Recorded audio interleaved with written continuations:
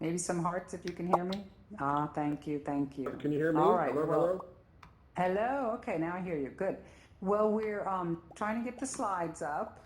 We love technology, right? And I'm wondering, Laurel, if I should just start talking or.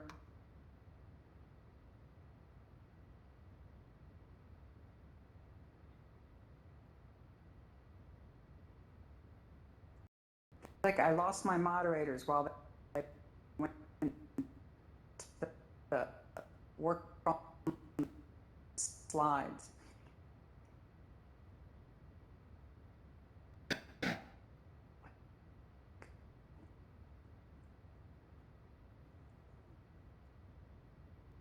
Hey.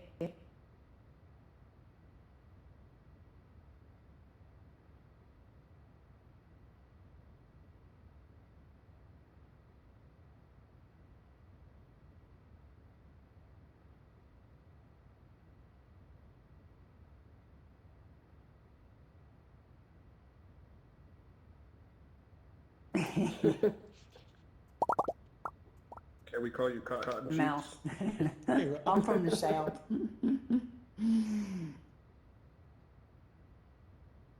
Just gonna give this a couple minutes while we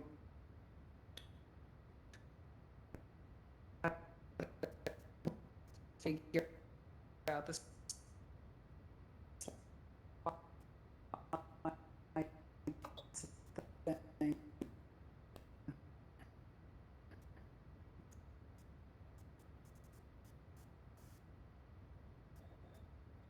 Is there anything else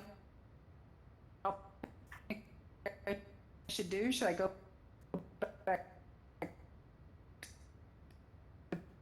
to my home and then come back here or what?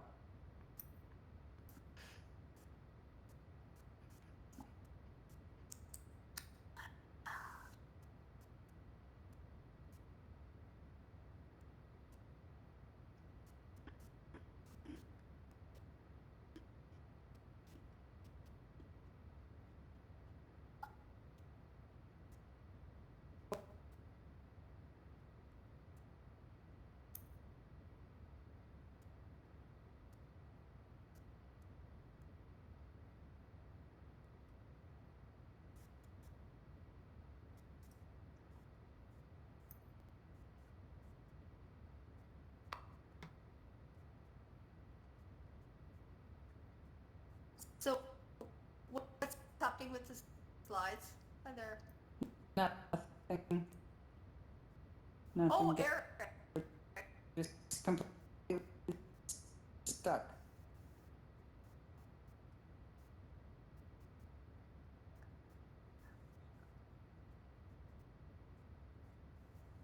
What Look. it slides.com or is it Google?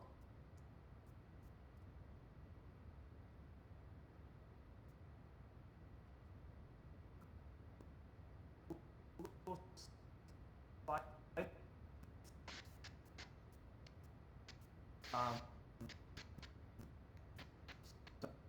I guess And the browser.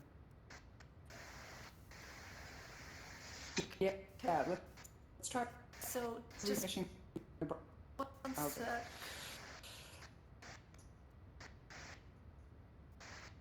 Because I just resent the link to Ed to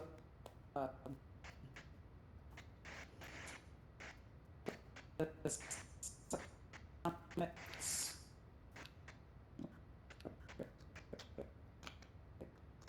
Send it to send the summit at educators and media.com.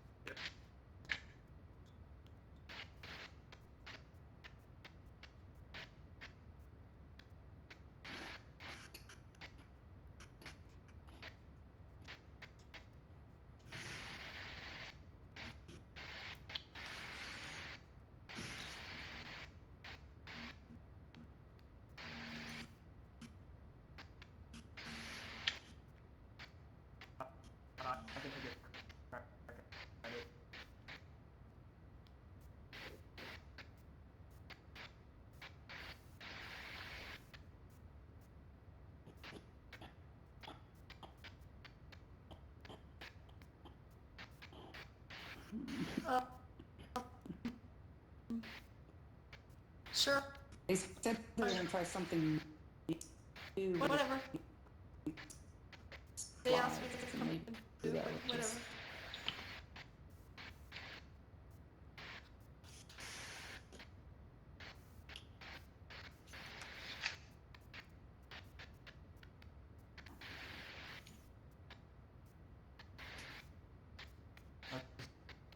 Mina, is it frozen on your screen right now? Yeah, You're not able it's just the white screen now. Should I turn around and try to click the front screen? There we go.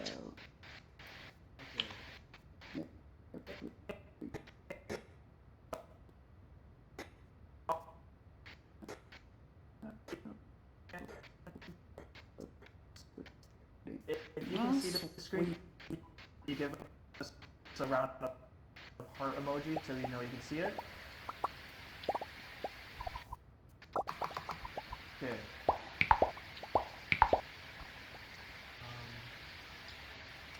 Ooh, people getting to see all preview of my slides there. Okay, All Mina, right. you can Should go we ahead. get started? Do I get an intro or do I do my own bad self?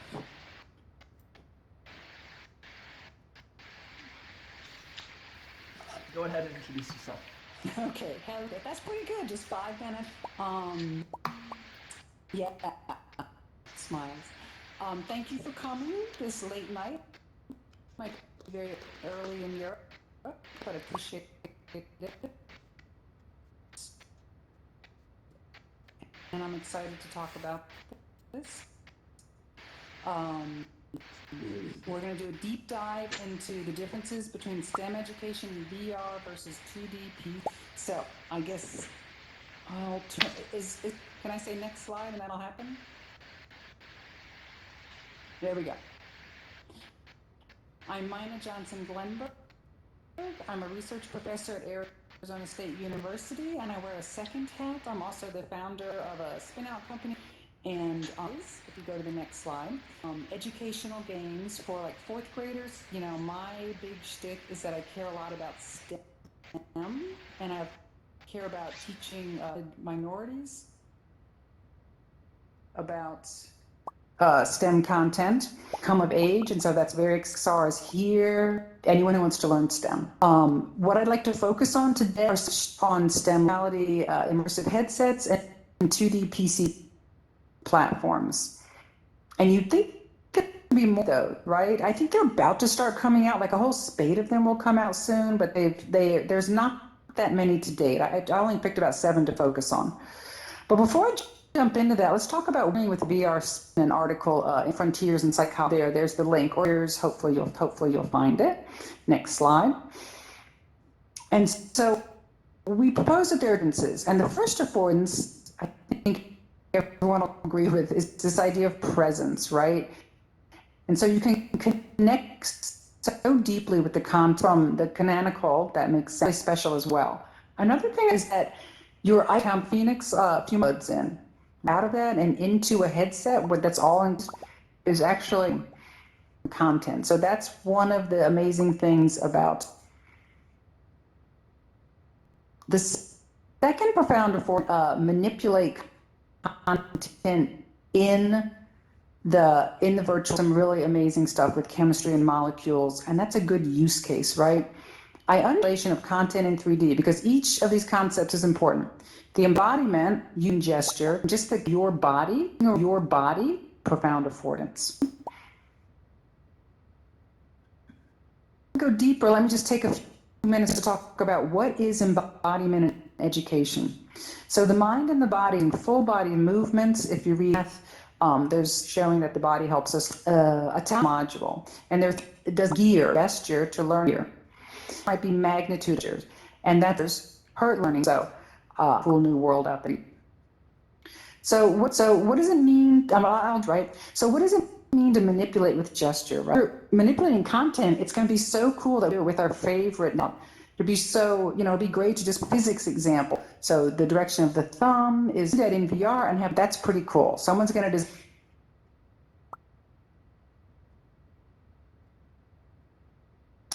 Yeah, so what is so special about 3D, right? Like, I mean, there's lots of great 2D content made on a PC to 3D. Put out of heart, if you think that's true, content is done perfectly well in 2D. Why spend the extra money? It's expensive, as you know, to make 3D content, right? So why do that? I think 3D and VR should be saved for the content that is well done in 3D and VR.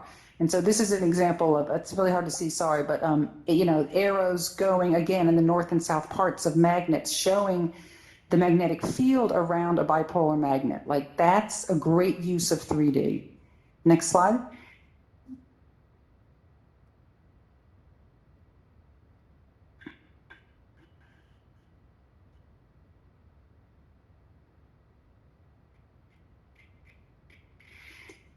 So what I'm going to do next is talk you through a few, ponder what are the best uses of VR, given again that's more expensive than 2D development. And so, you know, what do we want to see going forward for education in VR using natural interfaces with the hands and hand controllers? Next slide.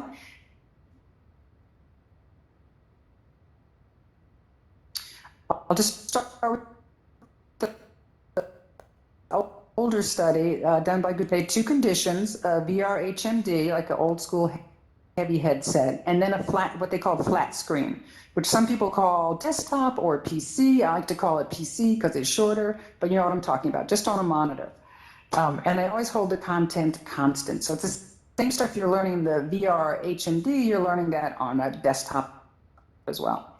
They found significant effects for learning that favored the VR group, right? And that's kind of what I VR so much. They did a really interesting dependent variable. The DV was a card sorting task. So the participants who were medical students would take cards with ideas and sort them into piles. And if they did it more like an expert indeed, then they were considered to have learned more. So it's kind of an old school thing that cognitive psychologists have done before, but I don't see it often in studies like this. So I just wanted to bring attention to that. Like, there's lots of ways to get at the idea of learning, right? Most people do pre and post tests with declarative knowledge. That's what we did in a study, but this one they did card sorting tasks. So next slide. That's an old study. Now looking at the recent stuff that's come out with the new spate of headsets. Honestly, guys, it's like mixed results, right? It's kind of all over the place. So I'm going to the three different ways it can come out. It can come out either favoring or the PC condition, or they can be equal. So I'm going to focus on STEM here, and I'm only going to talk about the rigorous RCTs that happen. And these are people who know how to run studies. They have good control groups. People are randomly assigned, and so those are the ones I'm focusing on. Next slide.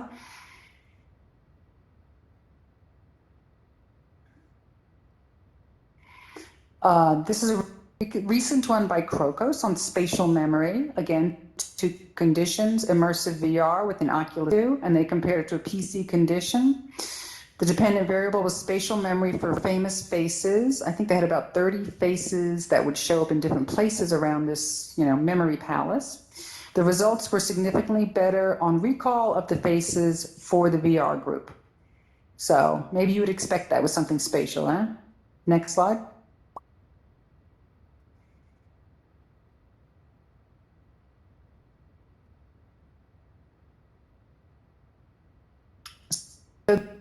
These next studies showed no difference.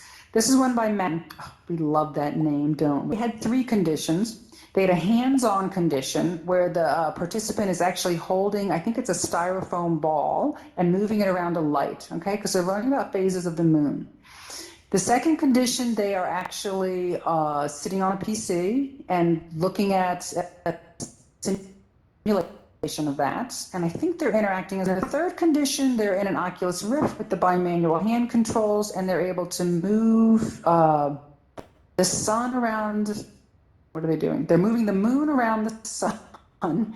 No, they're moving the moon around the Earth, and the sun is visible, and it's a fully immersive, you know, Oculus Rift situation.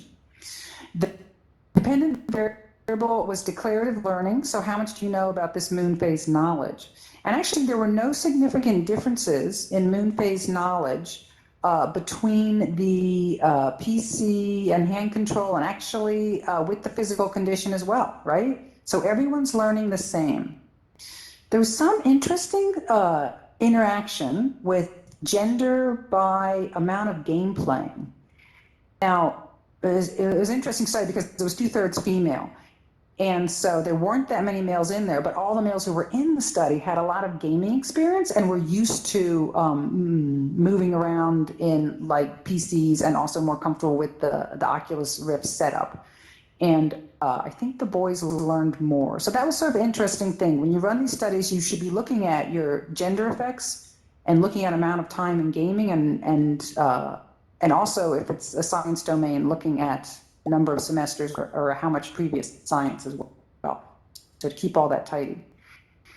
All right, so this was a good study by showing no difference in learning. Next slide.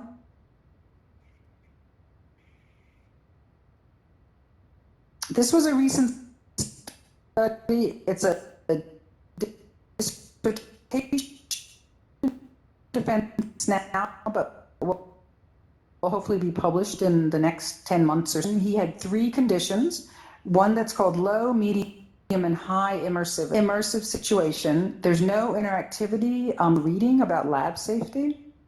In the mid immersivity condition, they're on a 2D PC platform and they're manipulating the content with a mouse.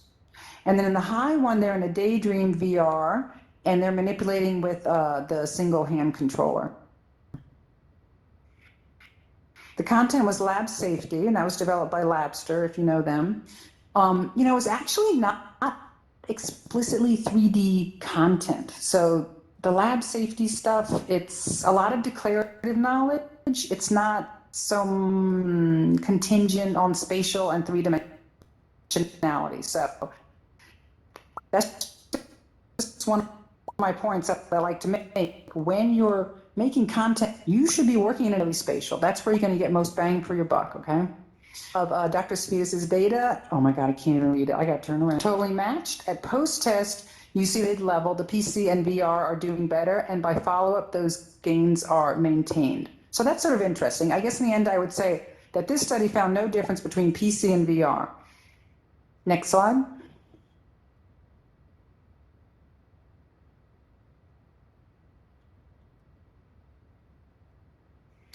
So here's a study, I find it a bit anomalous, that favored the desktop condition. And so give me a heart if you've read this study, the Makransky-Mayer study.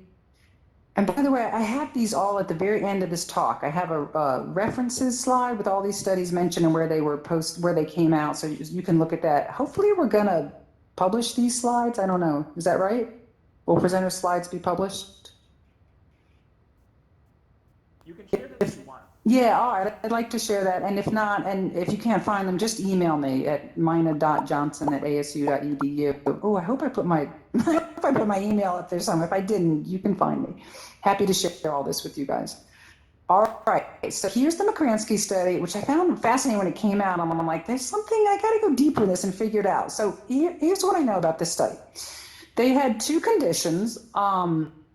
They had, they were counterbalanced.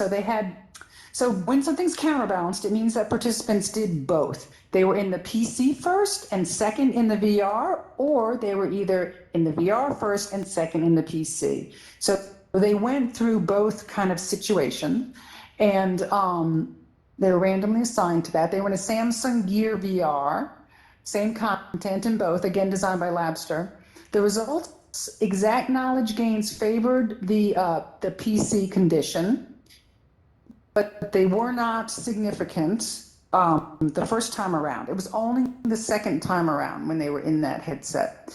They also did something interesting. They got EEG data with 16 sensors on the skull. So they were getting some EEG waves, and looking at those patterns, they were able to deduce if they had higher or lower cognitive load. So that was one of the first studies to do that. So that was pretty cool.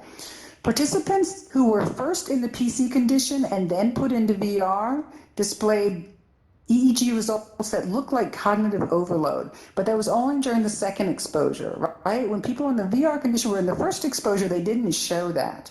And so what this says to me is that perhaps there are fatigue effects over time.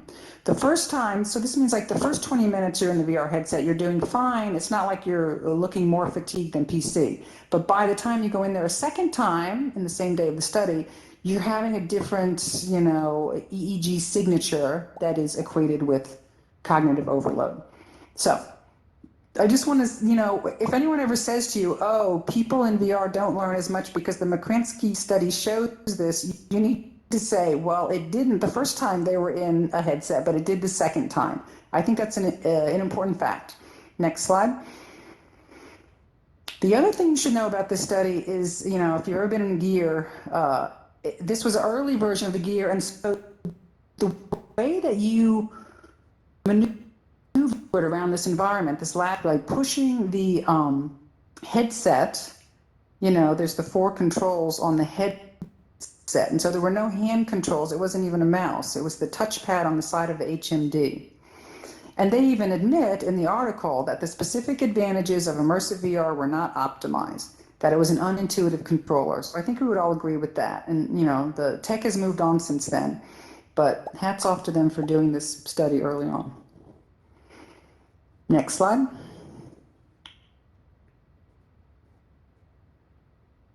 So this was a meta-analysis done by Radianti, recently published, just sort of claiming that there's a dearth of learning outcome studies, and I feel that as well. I mean, I really had to comb to find these 7. It meant that learning theories are often not included in application development. And also the evaluation of educational applications has mainly focused on usability and not on learning outcomes. So I'm just making a call that we need more of those out there, my friends. If you're working with VR in the schools, please do a learning outcome study as well. Next slide. So now I'm going to focus on a study that we just finished in my lab, like literally just finished. And so we're writing it up now. It's not published, a few months. It's based on a free game that's actually now in the Oculus store called Catch a Mimic. It teaches about natural selection. It's very embodied in that kids are holding a net and they're catching butterflies with the net. It just came out yesterday in Greek, Spanish, and French, so we're excited about that. So if anyone wants to use that as an experiment to make a comparison with localized languages, or even to make the comparison with 2D versus 3D, I have that in 2D that can be played in WebGL, and also now clearly it's in 3D VR in the Go and Rift formats. Next slide. So this was naive of me to put my trailer link here, thinking I could click on the link and show you the trailer. Wait, what's happening? Oh my God, I clicked on the link. Okay, it's just going to the next slide. But yeah, we're not going to try to show the second trailer. Please feel free to look that up at embodiedgames.com. So I guess just quickly to tell you about the game, you're catching certain butterflies and their patterns are changing as the levels get harder, and we're teaching you about mimicry. So how do butterflies mimic how do the non-poisonous butterflies begin to mimic the poisonous butterflies? So it's very engaging. It's super short, like just 8 minutes, kind of made for 4th graders on up. And we turn this into a study. So it's a 2x2x3 design. 219 undergraduates have gone through it. We had 2 factors, and each factor had 2 levels. So factor 1, with active embodiment, you were either catching the butterflies with a net by moving your hand around, either with the mouse or using the hand controller in the Go headset, or you were on a PC and you were just watching playback. If you're in low embodiment condition, you're just watching the playback on the screen. The second factor was immersivity, and that was either low, being in a PC, or high, being in the Oculus VR situation. So again, low would just be on a laptop PC, and high would be in the Go.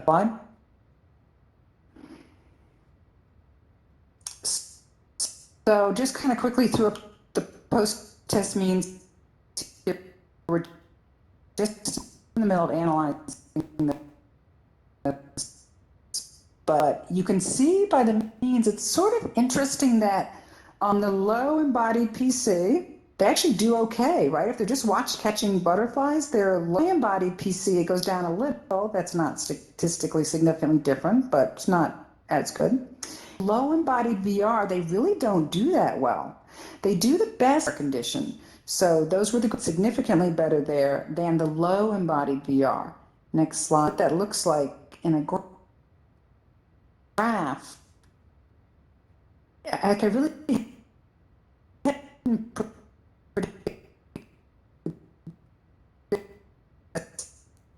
the worst condition would be the high embodied. Why might that be?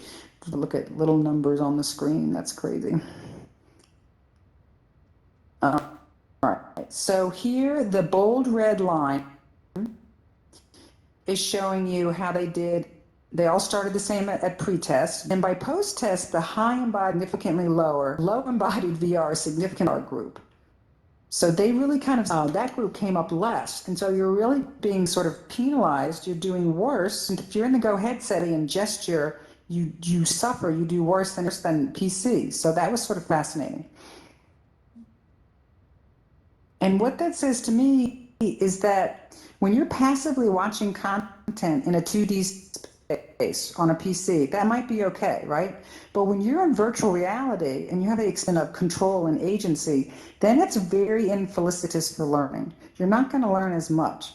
And so as we go forward designing VR curriculum, we should be thinking of experiences of VR and taking care of what it does well and what the expectations of the user are. So if you have a hand control in your hand and you're expecting to be able to move it around and catch butterflies, you better make sure that your participants can do that or they're not going to learn as much. Next slide.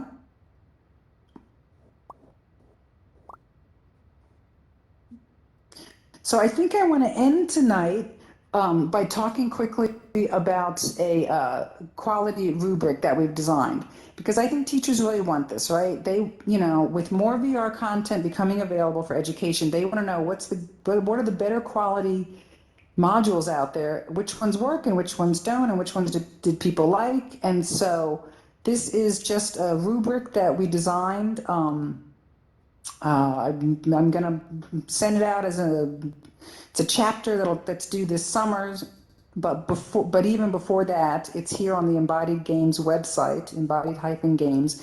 And if you go to blog tools, you can download this 20-item rubric. Next slide. And I don't know why I torture you by putting this tiny little font up here, but it kind of looks like this, right? It's just sort of a 21 items designed just for educators, so it's not, it's not too intense. I have a few pages behind it that talk about what each item is and the research behind why each item was put in there. You would score the module anywhere from a 0 to 3, and then that's normalized to come out to be around 100%. So, whatever module you go through is going to come out to be anywhere from like 50 to 100 on this rubric scale. Quiver, quality of education in virtual reality rubric. So please feel free to use that, and please give me feedback on it, because we just keep wanting to make it better and better and more useful. Maybe 20 items is too much, right? Maybe it should just be 13. So if you all want to help me figure out how to make it tighter, I would really appreciate that feedback. Next slide. Oh my gosh, that went really quick. Woof. Hope I didn't talk too fast, but I think I'll open this up for questions. Would love to hear from you after this. So much for your time. Everyone, please give Mina a round of applause. Yee, thank you. Lots of claps. Yee, hearts. This is such a fun space to present in. Thank you. Next slide. You can see the references. Next slide, I think.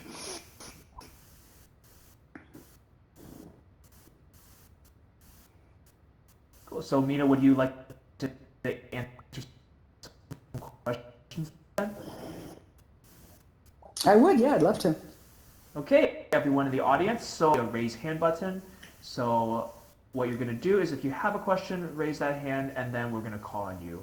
So let's start off with Mark Anster. You're on megaphone.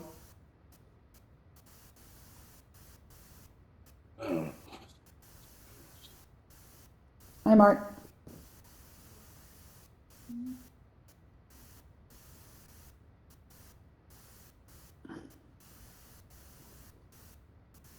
Oh, I can't hear it though. Do I need to take something off? No. Mark, can you try unmuting yourself?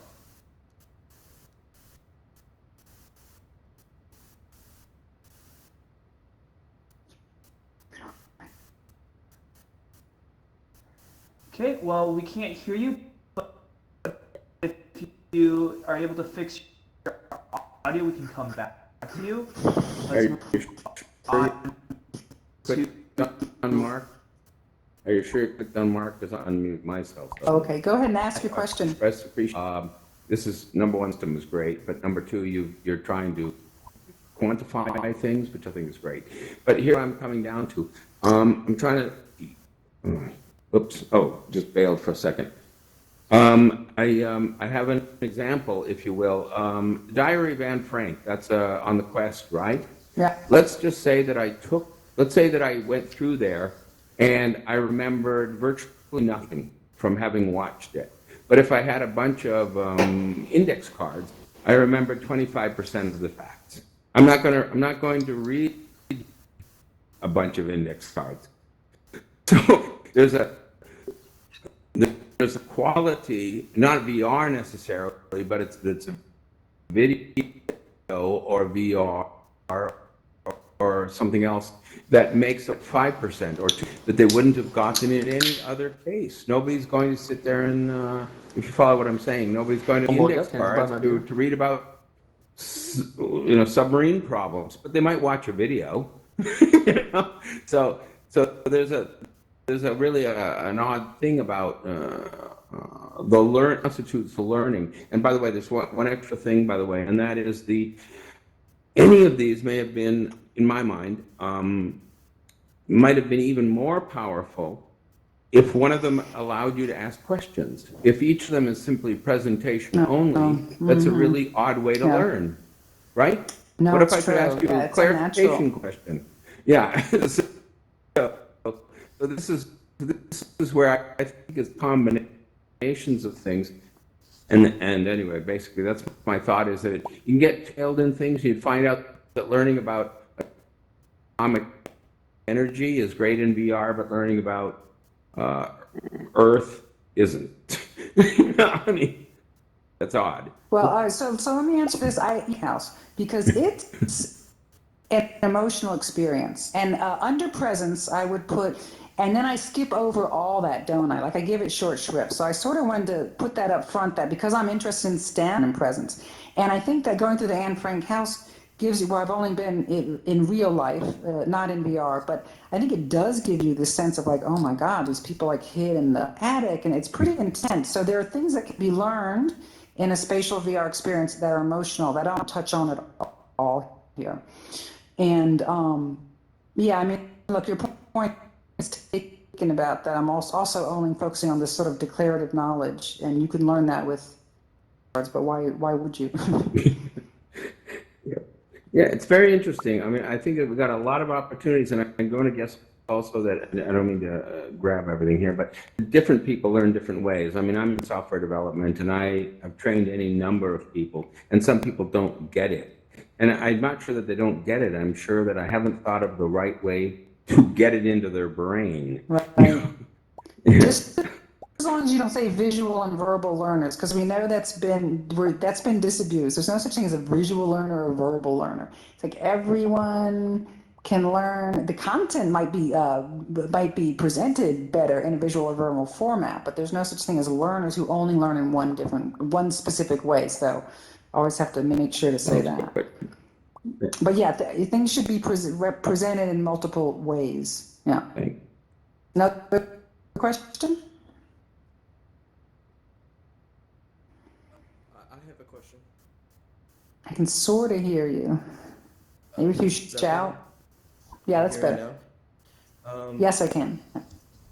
Yeah, so you've presented so much wonderful quantitative research today, and it seems like you have a lot of experience in the field, and I'd love to just hear one of your qualitative moments where you saw a participant something really click for them learning through VR.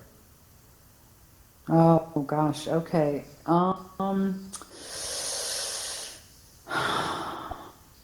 Well, I mean, isn't it so fun to see their little faces light up when you put the headset on them? Like you can't eyes, but they smile and they're into it.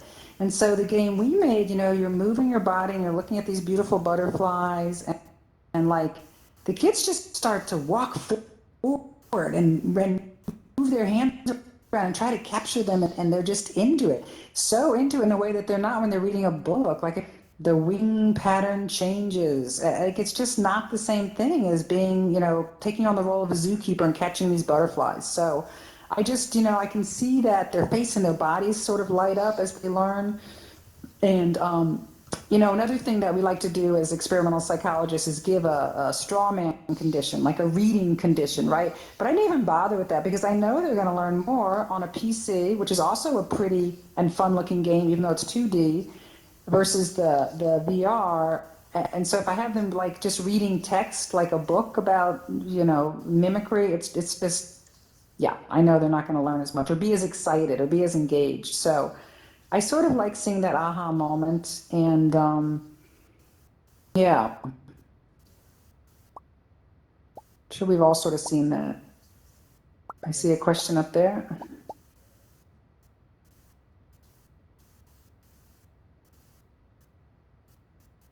Bill S2, you Guess the are moderators open you up. you're next. If you unmute yourself, you should be able to go on megaphone. Yes, can you hear me? Yes, I Hello? can. Yep. Great, okay. First of all, thank you for the presentation. I too appreciate quantitative testing and so on. I work in Virginia. I run a computer club, and one of the projects we just did in 2018, 2019 was work with the National Park Service to develop a virtual reality sim of the Grand Canyon for the Centennial. Oh, very cool. And I think, and talk about spatial reasoning. We did it on the RIP. But the really cool thing we did was we worked in Unity and we mapped the y-axis to the elevation on the RIP canyon. So we were able to map all the formations lying around the Grand Canyon. It's displaying things like the geology, the formations, geologic age, what kind of fossils are there. I've actually gone down in the canyon, and I think I learned more flying around.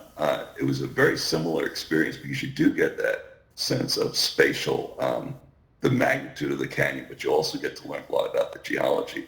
We're also doing it with history sims. We just did one on Selma, Alabama, where kids built down in the bridge, and you're actually walking under the bridge like you were a Civil War, one of the African-American marchers there. So you get a very sort of gut feeling about what it was like across the bridge, and would you want to do it? You can ask what-if questions.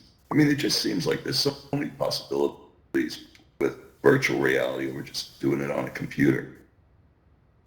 Yeah.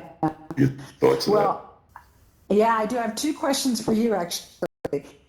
And one is when you're flying around the Grand Canyon, because, I mean, when we made the butterfly game, we thought about you being a bird and swooping down and capturing the butterflies. And then the idea was like, no, that's just going to make you nauseous. And I've been on magic carpet type things, and it's not fun. So I made this very sensitive to the proprioceptive system where you're just standing still and moving your arm. So I was nervous to make people fly. So if you had any problems with that. No, haven't. In fact, we can control the speed. Basically, we create our own first person. So we were able to put in variables to control the speed with which you're going up and down the y-axis. But the big one was turning. The person can control it as well, right? Or no? Right. Yes. Basically, yeah, that's good. We mapped the going up and down to the trigger buttons on the Rift control. But I'm saying we But do you it in cap Unity. it so that they can't go too fast. Yes, cap it, right? actually, the big thing Yeah, we that makes found sense. was the turning speed was what was really making people nauseous. That makes So we sense were, too, yeah. yeah, so we had to cap that and slow it down on some of the simulations. Yeah, and the other More thing so about than Selma going is, down. yeah, the other thing about Selma is that it's a wonderful example what you said about the empathy and the presence. And, I mean, one thing I want to caution people who are doing history is like, just make sure you don't traumatize the students, right? Yeah. Like, it's so intense. So, Well, yeah, we had a discussion of that. I talked to the history teachers and I said, you can do this multiplayer. You can actually have where you can pick up clubs and have people hit each other virtually. I can't physically harm them. And said, no, we're just going to go with no, historical that makes me footage. nervous. That's just like, I'm just saying it's interesting what's possible with technology as to what we should be doing. super interesting. Maybe we need like an ethics board, like a rubric for ethics of VR for education, because I could see a parent being very upset if a kid I took a club and beat, someone in VR. It's just, sure, it'd be fun, but is it right? Like, when I got my first bullet in super hot, I was like, oh my God, I don't like this at all. Oh, there's another question? Actually, so now we will have to switch to the next speaker. So everyone, please give me the one last round of applause. Thank you, guys. This was fun. Appreciate it. See you again, hopefully. And Mina, if you wanted to continue answering some questions, we have a portal in the back over here. And Okay. if you followed that and Good. anyone in the And audience who still wants to talk with her, you can go ahead, go to the portal with Social Lounge. Otherwise, And next stay up, near the we next will speaker have, as well. That'll be great. Yep, our next speaker will be coming up very shortly. So sit tight, everyone. Portal.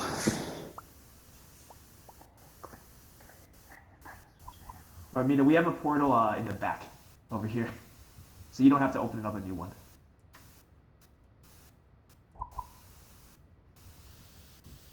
Oh, the back this way. Boom.